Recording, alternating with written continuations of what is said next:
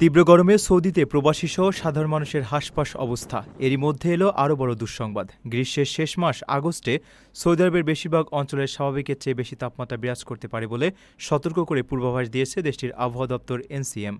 উন্মুক্ত স্থানে কাজ করেন এমন শ্রমিকদের জন্য এই আবহাওয়া বেশ ভোগান্তির কারণ হতে পারে বলে আশঙ্কা করা হচ্ছে।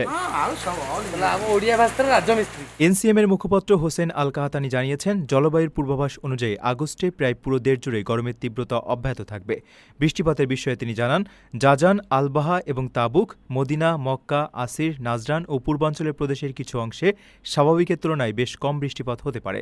তবে এসব নির্দিষ্ট এলাকা বাদে দেশের অন্যান্য অঞ্চলে বৃষ্টিপাতের পরিমাণ মৌসুমের স্বাভাবিক মাত্রাতেই থাকবে বলে আশা করা হচ্ছে।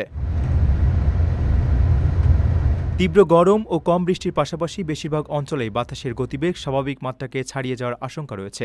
এর ফলে উন্মুক্ত স্থানগুলোতে প্রচণ্ড ধূলিঝড় ও বালু ওড়ার প্রবল সম্ভাবনা তৈরি হয়েছে। এমন বিরূপ আবহাওয়ায় প্রবাসী কর্মী ও নাগরিকদের চলাফেরায় বিশেষ সতর্কতা অবলম্বনের পরামর্শ দেওয়া হয়েছে। আপনার স্বপ্নগুলো আকাশ ছুবে প্রবাসীর হেলিকপ্টারের মাধ্যমে। বিয়ে, জন্মদিন অথবা যে কোনো বিশেষ প্রয়োজনে হেলিকপ্টার ভাড়া করতে যোগাযোগ করুন স্ক্রিনে দেয়া নাম্বারে। প্রবাসীর হেলিকপ্টার, নিরাপদ ও সাশ্রয়ী বাহনের বিশ্বস্ত নাম।